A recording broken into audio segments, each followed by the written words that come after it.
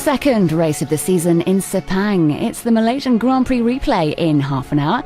First, we're counting down to the spring equinox with Shapi Korsandi on BBC One.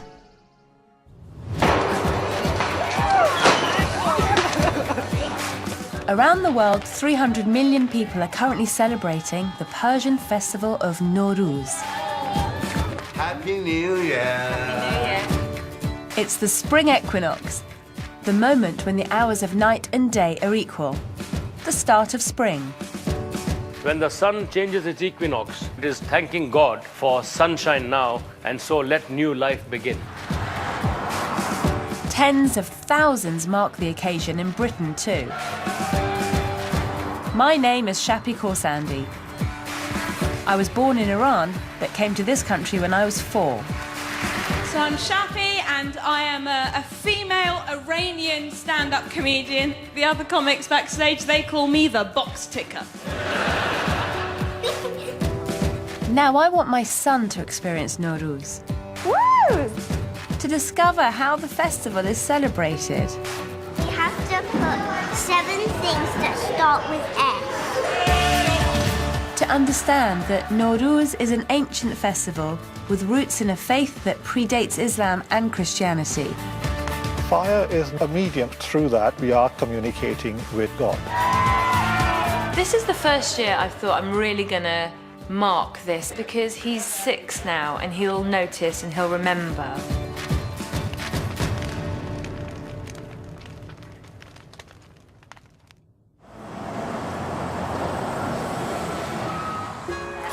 Where are we going? To the pet shop. What are we gonna buy? A goldfish. We're going to buy goldfish because for Noruz, the Persian New Year, we set a special symbolic table out, and the symbol of life on that table is a goldfish. What about that really sparkly one? You want that one? Just over there. I'm a first-generation immigrant, and my son is half English. That giant one looks really cool. Yeah. So it's quite difficult to instill in this very English child, this is the Persian New Year, you will care about it. Hello, yes, we would like one of these fine goldfish, please. Okay. When we were young, my mum always made sure we celebrated Noruz. This ancient festival has always been popular. In 1976, my parents moved to London, bringing my older brother Payvan and me with them. But we still mark the Persian New Year. Thank you very much. You're welcome. In Iran, we have lots of different people from lots of different religions. Oh. And regardless of religion, everyone celebrates Noruz. That's the festival that binds us all. I haven't been very Iranian in the last few years. I've sort of let it all slide. And I guess I want to reconnect with how it's all done. Take care, bye-bye. Bye. Come on then.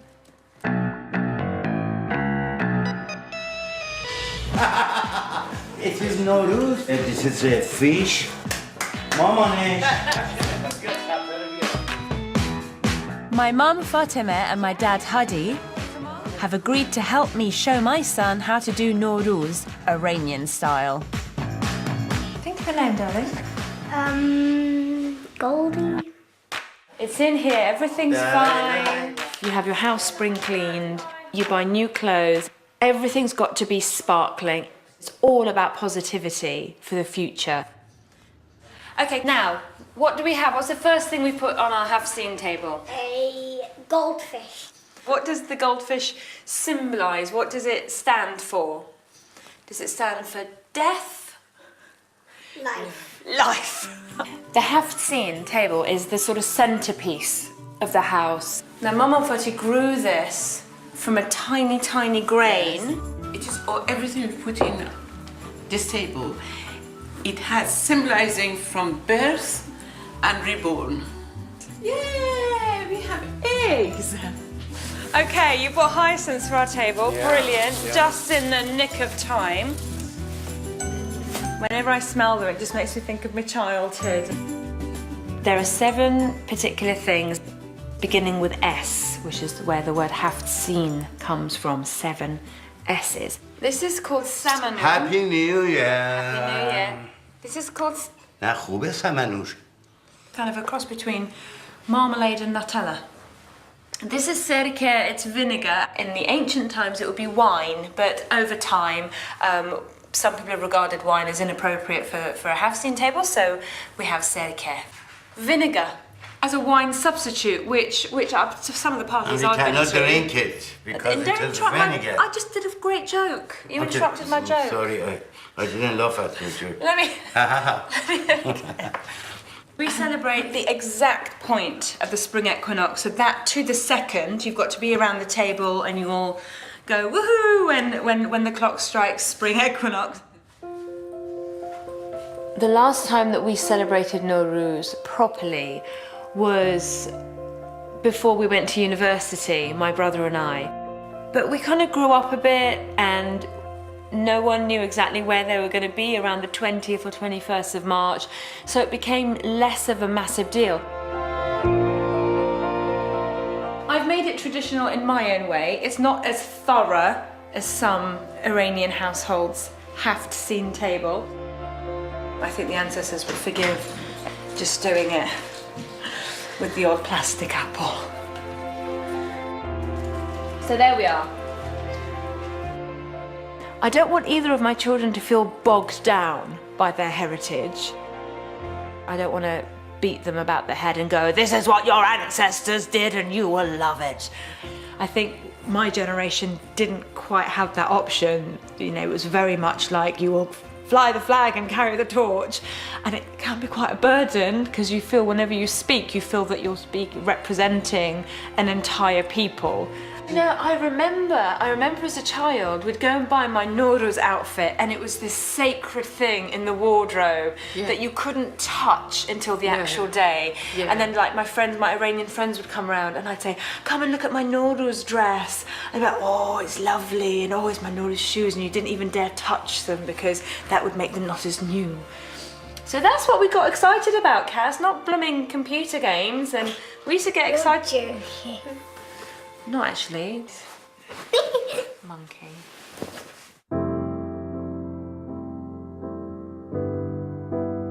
Noruz always coincides with the spring equinox.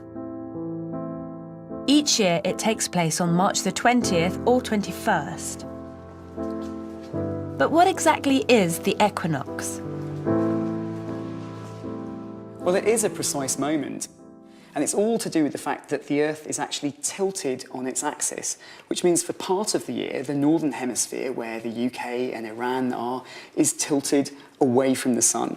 We get less sunlight, the days are shorter, and that's our winter. And then, as the Earth moves constantly in its orbit around the sun on the other side, the northern hemisphere is tilted towards the sun. And that means we have more hours of sunlight, the days are longer, and this is the summer. But exactly halfway between those 2 points, we have this point here. The sun is exactly over the equator, and at that precise moment, we have the spring equinox. And that's the second that Iranians all over the world go, woo, Happy New Year. Absolutely, that's what you're counting down to, that moment when the sun is precisely overhead at the equator. So how did people in ancient times even know when the spring equinox happened, that all the fancy equipment that we have now? In modern society, we're quite disconnected from what's going on up there in the sky. But for ancient cultures, this would have been the main way you kept track of the year, really. And so a lot of religious festivals around the world use the motions of the sun and the moon to mark out their calendar. The Chinese and Hindu calendars, and very famously, the Islamic calendar uses lunar months. And even the Christian calendar uses the motion of the moon to work out the time of Easter. But of course, with the equinox, this is a solar event, and many calendars also use the sun is in a special place to mark out moments of celebration in their calendar. Like the Iranian New Year? Absolutely.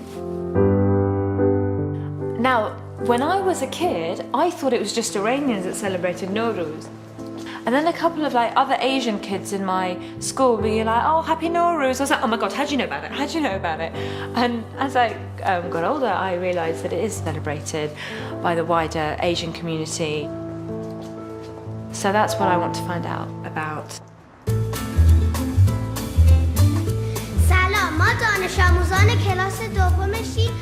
When I was growing up, the hub of our Iranian community in London was Rostam School. The year 2 class have got together and they're painting their eggs for the Hafsin table. Brilliant. The school was very big on keeping up tradition. And this army of beautiful, glamorous, wonderful Iranian women shepherded us children through our Iranian culture and made sure they instilled in us this idea of being very comfortable with where we're from and the way we celebrate stuff.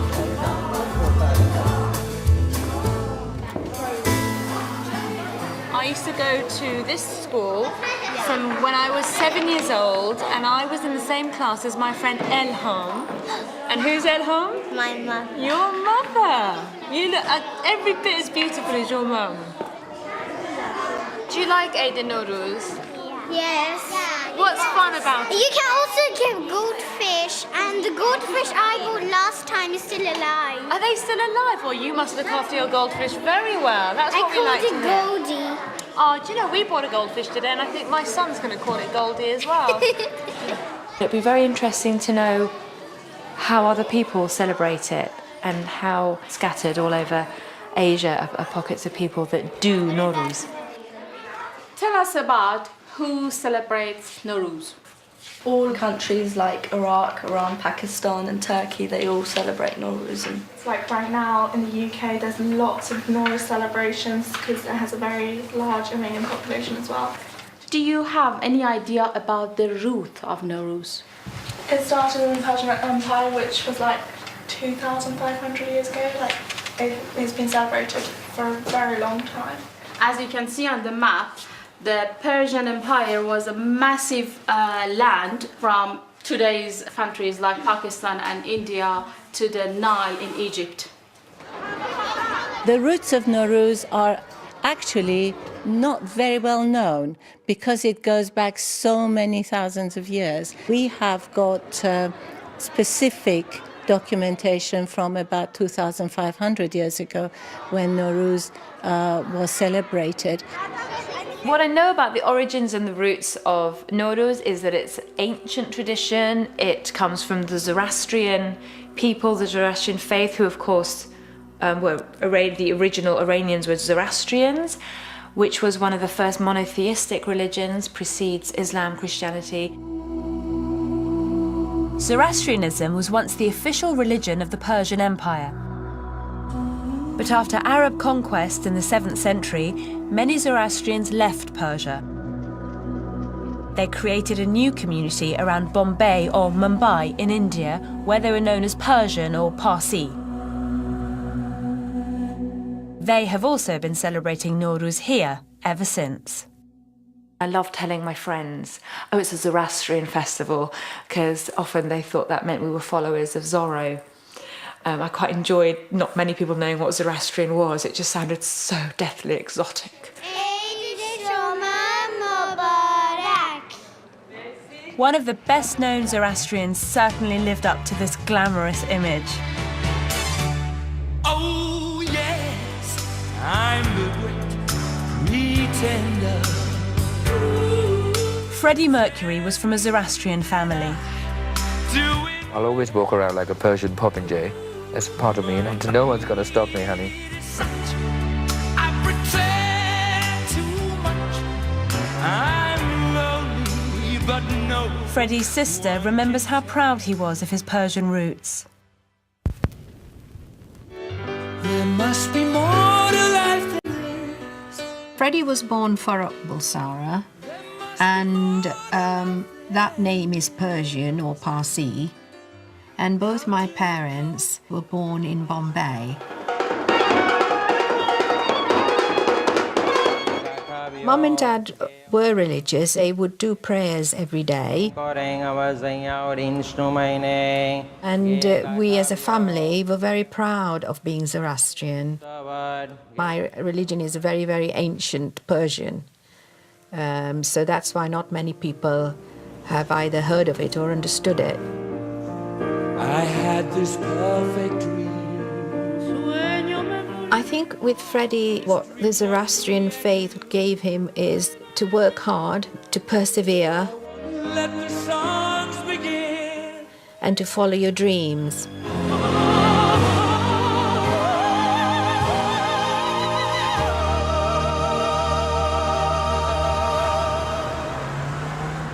After Freddie's death, his family held a service here at the Zoroastrian Centre in Harrow in London. I think when the prayers take place and the priests are all dressed in white, and then we have the little urn with the fire, and you concentrate on your prayers, and it just makes you feel at peace near your God, and it's just very special.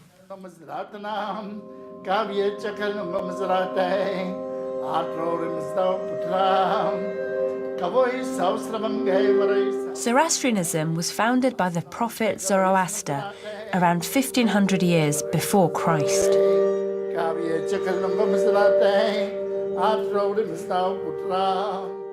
It's one of the earliest religions to believe in one God.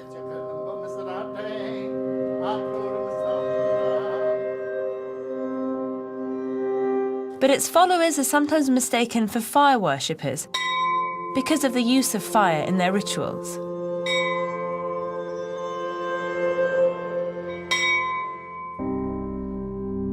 Fire does seem very central to celebrations and to prayers. So what is the significance of fire? Not only fire, as a matter of fact, but so do the other natural creations, the waters, the sky, the mountains. So that's what fire would be. Fire would be a medium, a vehicle of which through that we are communicating with the Almighty Creator God.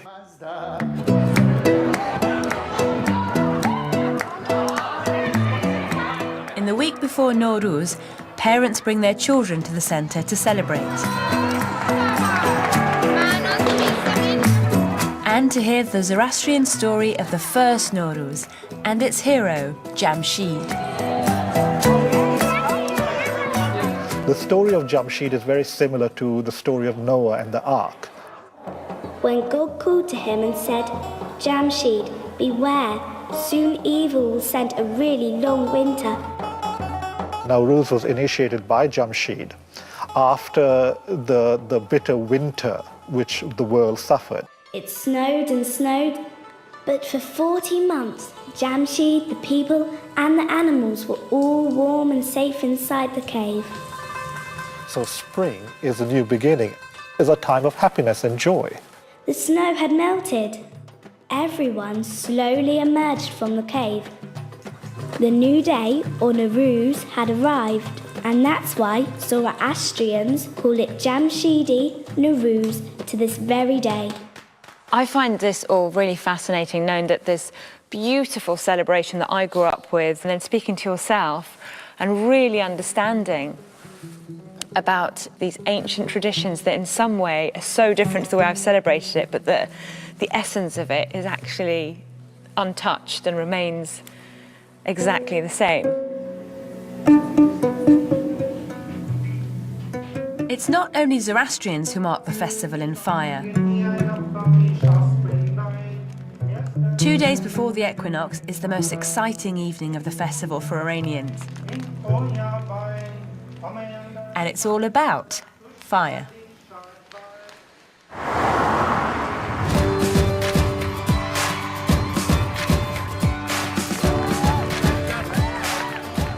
Well, tonight is Charshambe Suri, the favourite festival, particularly of children, because I get to jump over fire. This year, we're doing our own thing in the back garden. Now, we're going to jump over the fire. You know why we jump over the fire? No. Well, we jump over the fire because we give the fire all the bad feelings we might have, all the bad things that might have happened in the year, and we just throw it in the fire and we forget about it. And from the fire, we get the light of life. We get all the good things and all the happy things for the rest of the year. We say, Sorkhir to as man, that means your rosiness to me, Zadir man as to, my yellow rubbishy feelings to you. Ready? Yeah. Good. بریم سرخی تو از من وو زردی من از تو. He's jumped over fire, but with an adult holding each hand and, you know, literally kind of lifting him safely over the fire. This year he's 6, and he's quite a bold 6-year-old, you know, and I think this year might be the first year where he has the confidence to jump over a little fire on his own. Do you fancy I'm do it on my own. On your own? Yeah. You think you can? Yeah. Come on then. Very excited, proud moment. Now it's سرخی تو از من. Okay, I'm gonna do it. Let me hold your hand. No, no, no. سرخی تو از من. I'm really scared. تو. سرخی. من از تو. Good boy. That was your first fire jumping in a room. Do it again. Oh, now he's having Noruz was the time of the year where you felt that everything was happy and joyous and everyone came together. Okay. Come on, Mummy. سرخی تو از من. زردی من از تو. And the spirit was just, your spirit was lifted.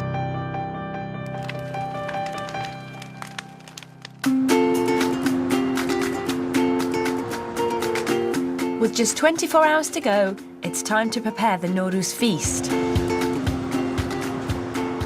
Showing me how it's done is another well-known Zoroastrian who was born in Bombay and came to this country over 20 years ago. TV chef Cyrus Todiwala. I am making what we call save, and that's vermicelli. So this is very Persian in its origin. Rishte. Rishte you call it, is it? Yeah. Okay. So in goes my vermicelli, which is broken. On Noruz, on the day of the New Year, this is what you will sit down and have for breakfast. First thing in the morning. Mom would be up at 4 o'clock making all this stuff. You can always get the aromas in the house already. The cardamom, the rose, the vanilla is already flowing in the house, you know. Yeah. Then she'd make the house pretty. The garlands would come. There'll be garlands on every door. The lamps would be lit, the diva, when Dad starts to pray first thing in the morning. What we'll do is that because the oil is hot, I'll just fry the nuts. So we got cashew nuts, almonds, pistachios, and sultanas. Okay? In my family, you're decked out in new clothes, everything has to be clean, and children get money as gifts. Same. You might get a small envelope with a little bit of money inside. Yes. Oldest aunt would always give me just 2 rupees. But that 2 rupees meant a lot to me. And some of those envelopes I've still not thrown out with the 2 rupees inside. They're still with me. In the tray in the corner there is some rose water. Rose water. Most important. I've got it. How much do you reckon? Go on, you put. Oh, can I tell you what that smells like to me? That smells like my grandmother's suitcase whenever she came to visit from Iran. Everything smells of rose water. It does.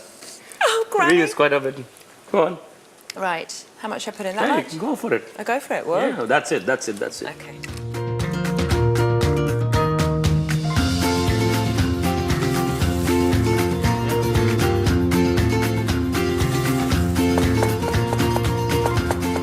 Most Iranians, regardless of their religion, they celebrate Noruz. So on the actual day, religion doesn't play ever such a massive part. Correct. But for you guys, you pray on, it is about religion. It's about both things, yes.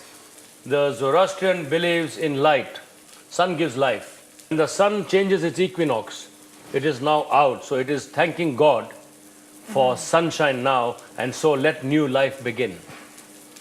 So we are talking about spring, you're talking about growth, you're talking about fresh plants in the soil, everything else. And gratitude. We're talking about gratitude. Gratitude. So it's all about that.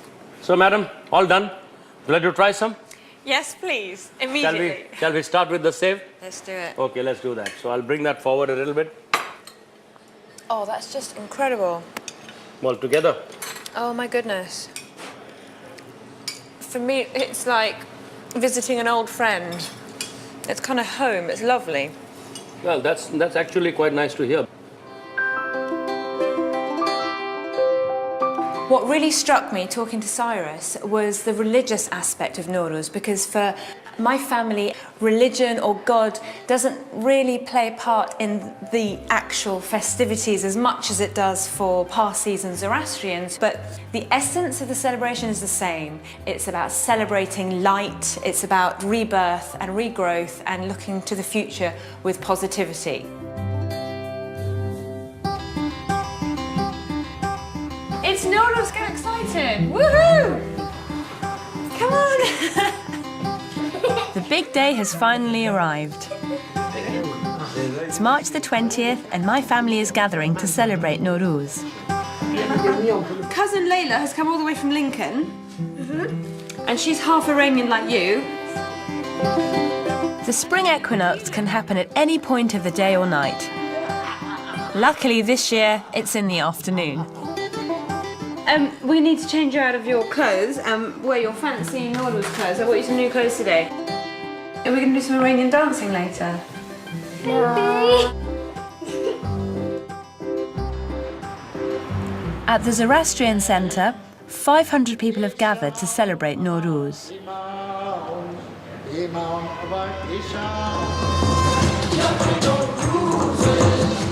What's been really great is properly finding out about Noruz and reconnecting with what an ancient ritual it is. And how the things that people celebrated thousands and thousands of years ago are exactly the things as human beings we want to celebrate now. The house has been spring cleaned, our negative thoughts have been thrown in the fire, and we're decked out in our best clothes. We're ready to welcome in the new year.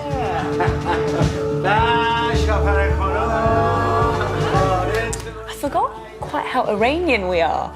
You know, there's been singing and dancing and everyone's been in a good mood.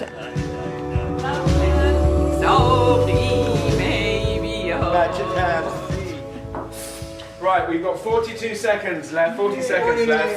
39, 38. The moment of the equinox, 4:57 and 7 seconds precisely, is almost here. Da! No! Hash! Half! Shish! Pan! Char! Se! Do!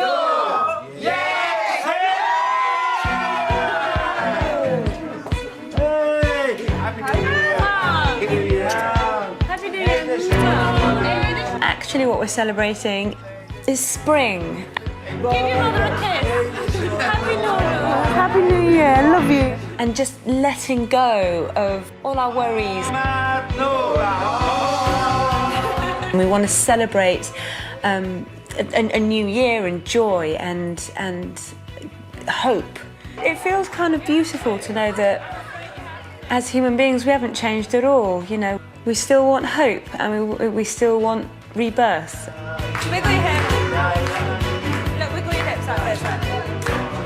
That's it.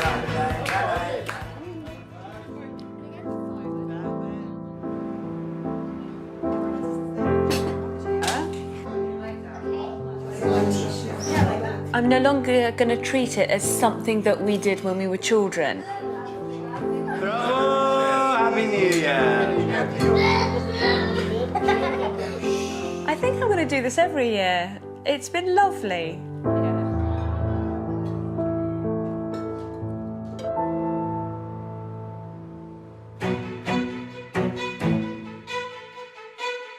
The BBC World Service presents a series of live programmes exploring different aspects of freedom. Freedom Live on the BBC World Service, Tuesday from 6 o'clock on digital radio and online. Next today, we catch up with earlier events from Sepang with Formula One, the Malaysian Grand Prix replay.